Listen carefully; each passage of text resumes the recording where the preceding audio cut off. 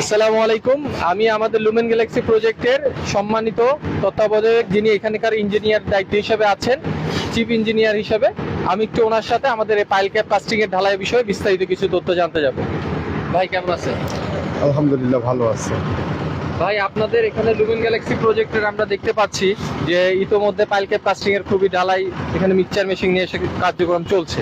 তো ভাই, আমাদের দর্শকদের উদ্দেশ্যে বা গ্রাহকদের উদ্দেশ্যে যদি আপনি একটু আমাদের পাইল ক্যাপ কাস্টিংটা কি মূলত, এটা যদি একটু গুরুত্বটা বুঝিয়ে বলতেন। আচ্ছা, পাইল ক্যাপ কাস্টিংটা আসলে একটা বিল্ডিং বা কাঠামোর সবচেয়ে গুরুত্বপূর্ণ একটা পার্ট, যেটা কিনা আমাদের যে টোটাল বিল্ডিংটা আছে, টোটাল বিল্ডিং এর যে ভরটা আছে সেটা আসলে এই পাইল ক্যাপের মাধ্যমে আমাদের যে পাইলগুলো করা আছে সেটার মধ্যে লোডটাকে ট্রান্সফার করা হয়।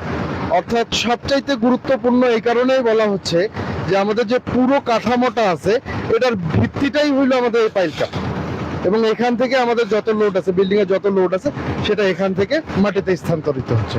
এবং এইটার কনস্ট্রাকশনগত যে বিষয়গুলো আছে এটা খুব গুরুত্বপূর্ণ।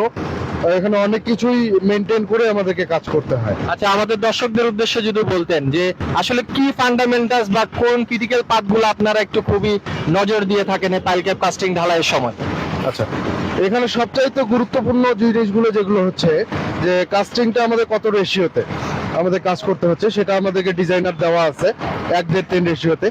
সেটা মেনটেন করা সবচেয়ে গুরুত্বপূর্ণ, আমি যেটা মেনটেন করতেছি এখানটায়। জি, আমি একটা ডায়েরি দেখতে পাচ্ছি আপনার হাতে, দর্শকদেরকে একটু দেখাবেন যে এখানে আমি দেখতে পাচ্ছি সিমেন্ট, স্যান্ড, স্টোন একটা রেশিও মেজার করা আছে।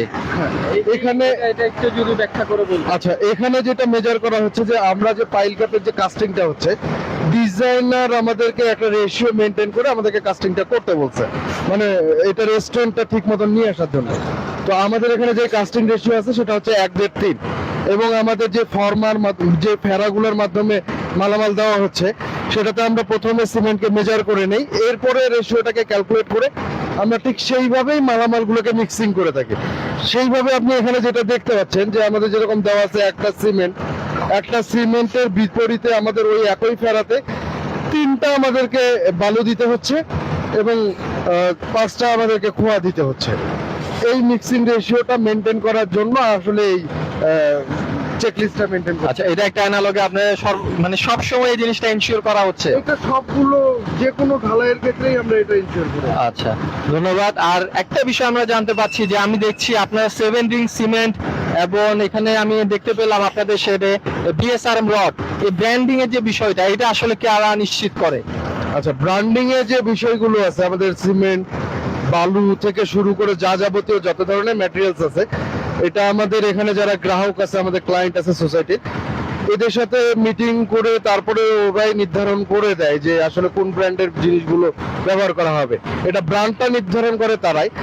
আর যেটা হচ্ছে যে আমাদের স্টিলের যে ইয়াটা করতেছি আমরা, 60W যে রডটা ব্যবহার করতেছি, এটা আমাদের ডিজাইনার আমাদেরকে সাজেস্ট করেছে যে এই রডটা আমাদেরকে ব্যবহার করতে হবে। ডিজাইনার এবং ক্লায়েন্টদের সমন্বয়ে আসলে ব্র্যান্ডটা নির্ধারণ করা হয়, আর ডিজাইনার আমাদেরকে কত স্ট্রেংথ বা কত শক্তি সম্পন্ন ম্যাটেরিয়ালস ব্যবহার করতে হবে সেটা ডিজাইনার আমাদেরকে ইয়া করে, এবং আমি নিজে সেগুলোকে চেক করে তারপরে ইনশিওর করি যে আসলে এটা ব্যবহার করা যাবে কিনা। ধন্যবাদ ভাই, আপনার খুবই ব্যস্ত একটা সময়ের মধ্যে আপনি আমাদেরকে সময় দিয়েছেন। আসসালামু আলাইকুম, জাযাকাল্লাহ খাইর। তো দর্শক, আপনারা দেখছিলেন যে আমরা লুমেন গ্যালাক্সি প্রজেক্টের ইঞ্জিনিয়ার থেকে মূলত তার একটা ভাষ্য আমরা শুনে নিলাম আমাদের প্রজেক্টের বিষয়ে। তো ধন্যবাদ, আপনারা পাশে থাকবেন সর্বদা লুমেন বিল্ডার্সের সাথে, দোয়া রাখবেন। আসসালামু আলাইকুম।